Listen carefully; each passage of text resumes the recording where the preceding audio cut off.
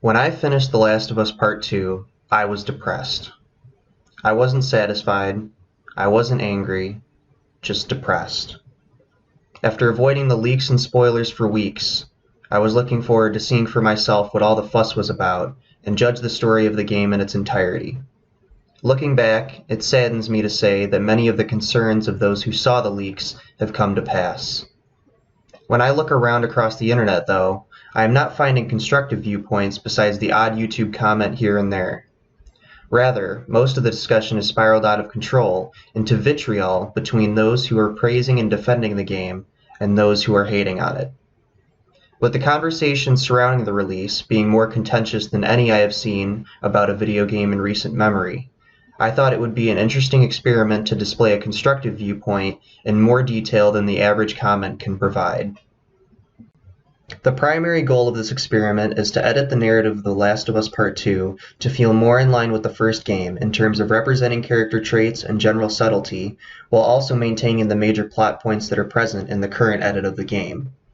I feel that this approach will allow me to be critical of important aspects of the story that I believe can be tweaked for the better, without making drastic alterations to the original plot that the writers at Naughty Dog had planned out, thereby avoiding the issue of devolving into straight-up fanfiction and rewriting. As the first game was a character-driven story, 3 of the 4 points I will be discussing will involve the main player character of the first game, Joel, and the 2 primary player characters of the second game, Ellie and Abby, and their portrayals within the plot of the second game.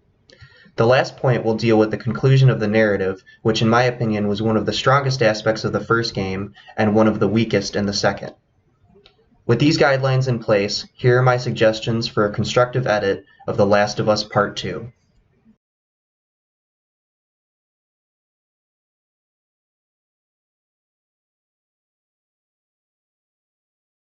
The inciting incident of the whole story is the death of Joel, the beloved protagonist of the first Last of Us and Ellie's guardian and father figure. A large portion of the outrage that the game story has caused is, as far as I can tell, due to 3 factors involved in how the death was handled. First, Joel dies about 2 hours into the game, very early on in what for some players will be a 25-hour experience altogether. This means that, flashbacks notwithstanding, Joel is not present for the last 90% of the second game, whereas he was the primary figure for the 15-hour runtime of the first game. On its own, this timeline is not necessarily a bad thing if the death is built up to and feels earned in terms of the overall plot.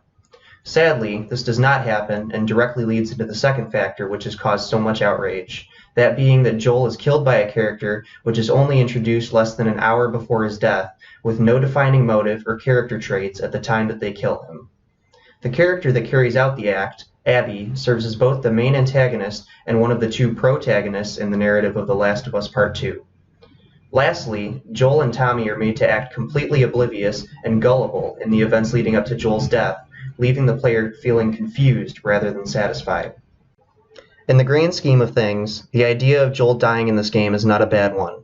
I might even lean towards it being a necessity in order to further develop Ellie's character and progress the plot in general. It is for this reason that, even without seeing any of the leaks, I expected Joel to bite the bullet in this game, or I guess you could say a golf club. An early death could have felt earned had there been a threat from the first game, like a leader of the Fireflies that was developed as a character and had understandable enough motivations to appear so soon in the second game to take out Joel. With the lack of such a character to build off of, Naughty Dog was left with the option to introduce a new one quickly. For me, the choice felt cheap, rather than shocking, because I did not feel like Abby had earned the ability to kill such a prominent character because of her lack of screen time before she did it. On top of all that, Joel and Tommy, the 2 most experienced, veteran characters the player knows in this universe, blindly help a stranger and let her lead them back to her camp where they reveal their identities. Even in the first game, Ellie, who is a 15-year-old girl at this point, knows not to give out her name to strangers because of the potentially catastrophic consequences. What's your name? Why?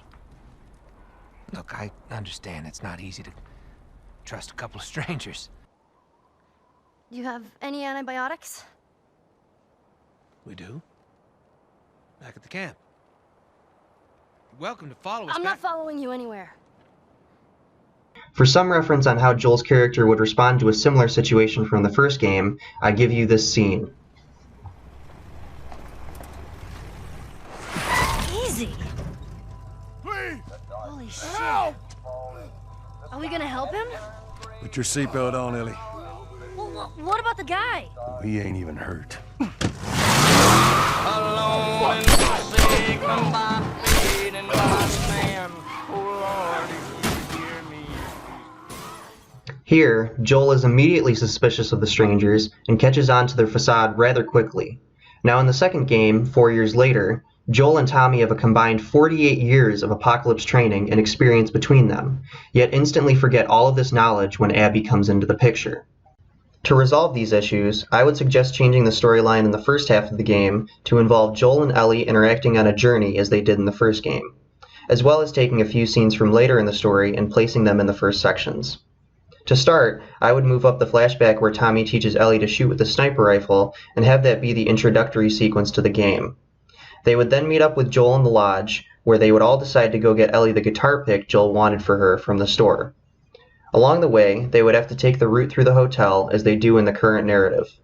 In this case, though, Ellie and Tommy would become separated from Joel, as Ellie and Joel do in the real flashback in the hotel.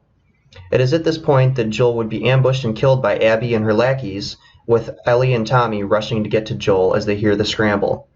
By the time they reach him, though, Abby and her friends will have disappeared in a hurry, leaving only a map of their travels behind, as Ellie did in the aquarium. Ellie and Tommy would mourn, go back to Jackson with their first mission being left uncompleted, and Tommy would leave before Ellie and Dina, as happens in the actual story. In summary, we would have Joel, Ellie, and Tommy going on a mission to retrieve the guitar pick and being separated, with Joel dying. The player would still be controlling Ellie for most of this gameplay, and it would take about 4 to 5 hours in total, roughly twice the length of the prologue in the actual game. This is because it wouldn't be apparent to the player that they are still in the prologue after 4+ hours, as they would be caught up in the fact that these three characters with their own pre-established dynamics and relationships are all working together to achieve a defined goal. In other words, the player would already think they are in the thick of the main plot, when in reality the game is just beginning. This plotline resolves the issue of Joel's death coming very early in the story, and places the blame of his death on environmental circumstances rather than his own out-of-character decisions. This still leaves the issue of a rather undeveloped character being the one to kill him, though. A very similar situation, down to the method of the kill, is present in the television series The Walking Dead. In this case, Negan, a new villain, violently bashes Glenn, a beloved main character, with a baseball bat and kills him. The difference here, though, is that Negan had a whole season of character build-up and a whole off-season of suspense based around who he would kill. This made Glenn's death justified in terms of the story due to the length of the build-up and tension surrounding it. I personally would prefer to have a similar situation play out in The Last of Us, but seeing as having Abby kill Joel quickly seems like it was one of Naughty Dog's key story points, I will try to construct it the best I can. In order to foreshadow Abby's ambush, I would take the flashback scenes with Abby and her father, and with Abby running in the hospital, and intersperse them with this new Ellie, Joel, Tommy storyline. The scenes with her father would serve to build up her relationship with him and her concern for those who are close to her. In turn, the scenes in the hospital would establish her motive, as across two scenes, Abby gets progressively closer to the surgical room, and it becomes apparent that the young girl from the flashbacks and the older one in the present are one and the same.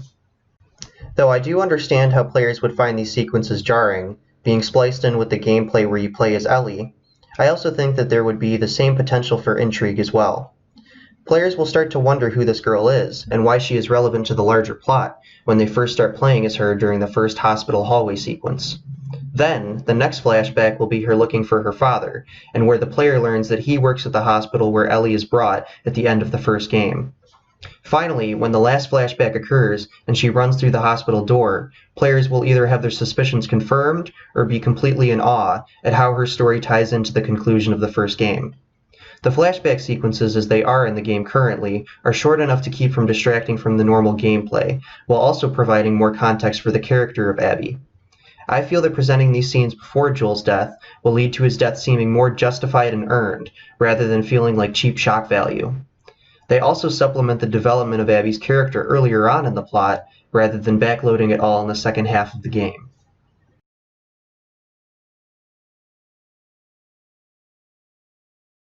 In the first Last of Us, although Ellie is not the main player character like Joel, she is just as, if not more interesting than him as a character.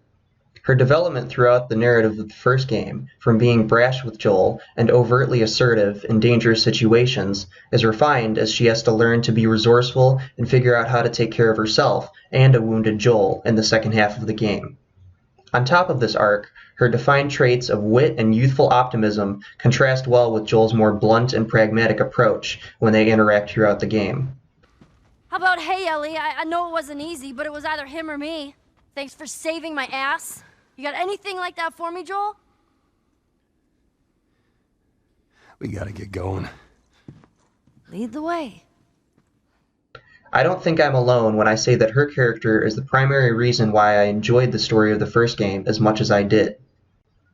This made some of her decisions in The Last of Us Part 2 all the more baffling to me, as in my opinion, I do not believe that after her character arc and development in the first game, that she realistically would have reacted as she did to several of the dilemmas she is faced with in the new game. The first, and probably my most controversial confusion with Ellie's character, is why she's so adamant about dropping everything and rushing to get to Seattle to get revenge for Joel's death. Sure, based on assumptions from their bonding in the last game, and the good experiences they've likely had with each other over the 4 years between the games, we can assume Ellie is rightly justified in pursuing Joel's killer. For me, though, the level of vengeance she shows would be understood much more clearly if some scenes from the end of the game were placed towards the start. The scenes I'm referring to are the flashback scene Ellie has with Joel, where they celebrate her birthday, and the flashbacks during and after the bigot incident at the dance in Jackson. The birthday scene highlights an emotionally positive moment that is reminiscent of others from the first game, where Joel and Ellie bond like family members. On the other hand, the scenes revolving around the bigot incident highlight emotionally negative and positive moments as Ellie argues with Joel for defending her, then proceeds to ask if they can make up when she visits Joel on his porch.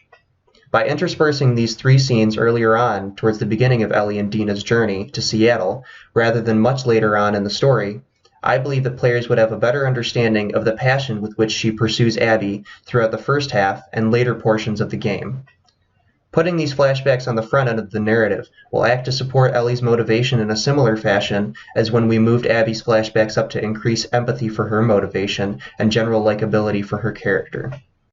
Another example of Ellie acting out of character to me is when she leaves Dina alone in the theater to pursue Abby after Dina reveals that she is pregnant. We can see from both the Left Behind DLC from the first game and Ellie's interactions with Dina up to this point in the second game that she cares deeply for the people she loves and would risk her own life to protect them. As such, when Ellie left Dina while knowing that she was in a vulnerable state, I was shocked. At any moment while Ellie was away, Dina could have accidentally made a noise and alerted enemies, or simply have been found by scavengers on accident, with little hope of successfully defending herself on her own. Having the Ellie and Joel flashbacks occur sooner, as I said in my previous point, might lend support to this response from Ellie. However, I don't believe that the inclusion of these scenes makes this decision justifiable in the context of her character. I would suggest having Dina still reveal that she is pregnant so that the emotional scenes with the two girls and Dina's baby can be included towards the end, but only right before Ellie goes on her final journey to the aquarium.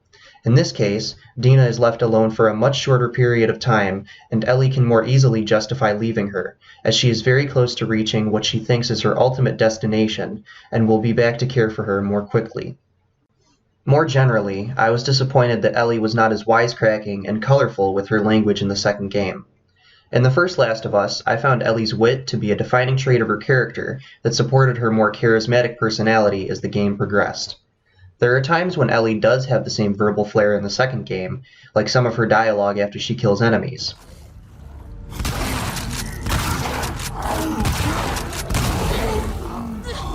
Got you, asshole!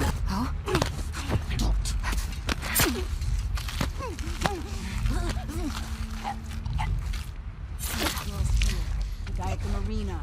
What if they're splitting us up? Fuck you. Still, I found these moments to be few and far between when compared to the first game and its DLC. It could be said that since Ellie has grown up to be more mature, that her speech naturally would as well. But I would counter by saying that other traits, like her tendency for reckless behavior, have not matured very much. So why should her choice of words be any different?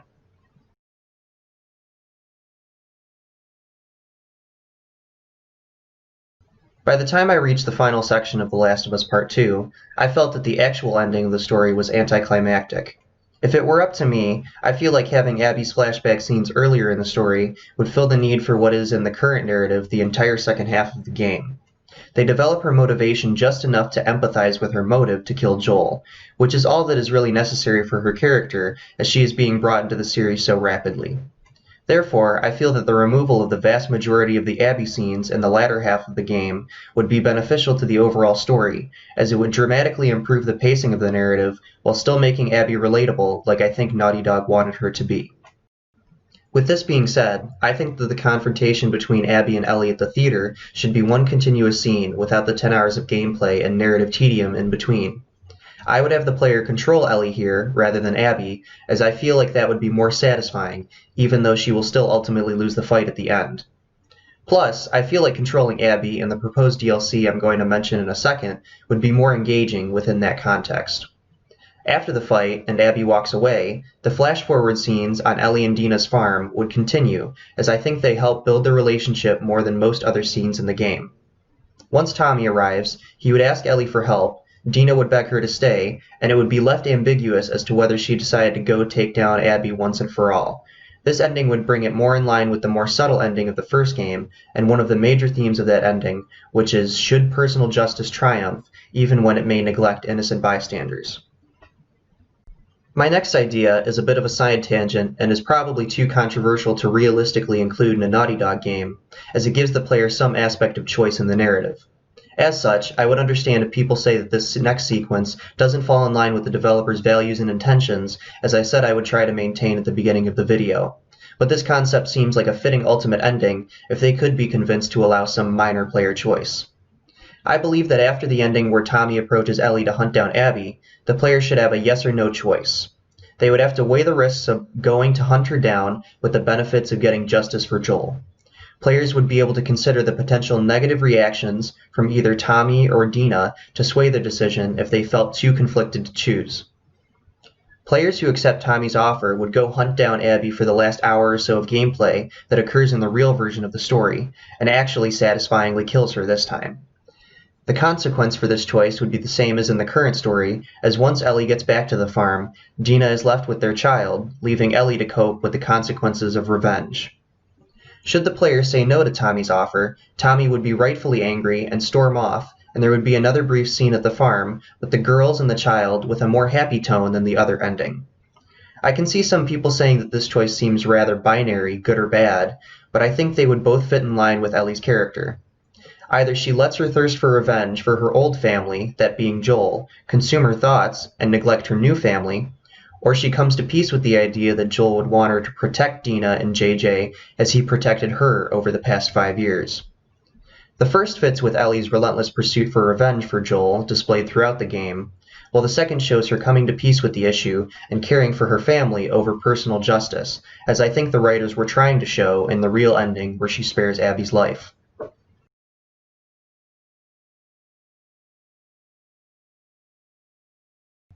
You may have noticed that I have left out mentioning a few side characters up until now. I feel like most of the side characters in this game are unnecessary, besides a few central ones like Tommy and Dina. To me, the character of Jesse only exists to explain Dina's pregnancy, as the only other significant thing he does in the plot is find Tommy near the aquarium. I would suggest that he could be present in introduction scenes in the town, so the player is familiar with his relationship with Dina, and Tommy could arrive at the aquarium right after Ellie shoots Owen and Mel, as he would likely have the information to know she would be heading there. This still leaves Jesse in the plot to explain why Dina is pregnant, but removes him from the rest of the game, where he isn't necessary for the progression of the main plotline. On Abby's side, I would suggest moving her story and associated side characters from the second half of the game to a DLC, in a similar fashion to the Left Behind DLC from the first Last of Us game. By removing this portion from the main game, it prevents the forced, longer playtime with a character that essentially is the same as Ellie in terms of gameplay that exhausted myself and other players by the time her story was over. More importantly, though, the pacing of the game would be improved dramatically, as the second game would be only a few hours longer than the first, rather than the nearly 10 hours it is currently. The DLC would begin with the mission to the hardware store with Manny and Mel, and would conclude with Abby and Lev getting captured, which would tie back into the new ending of the game, with Tommy approaching Ellie with his information on her location. Abby would also be controlled by the player during the fight with Ellie in the theater to enhance the player's new perspective on the events of the game. This DLC would serve to supplement Abby's story in The Last of Us Part 2, as the Left Behind DLC supplemented Ellie's in the first game. The only difference being that rather than taking place before the story of the main game, as in Left Behind, this new Abby DLC would be occurring concurrently with Ellie's travels, as it does in the current release.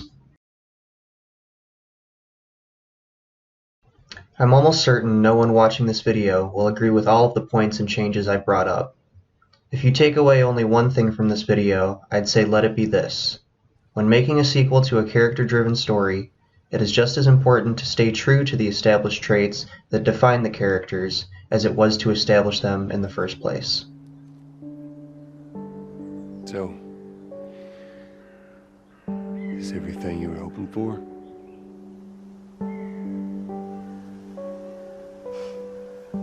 It's got its ups and downs, but you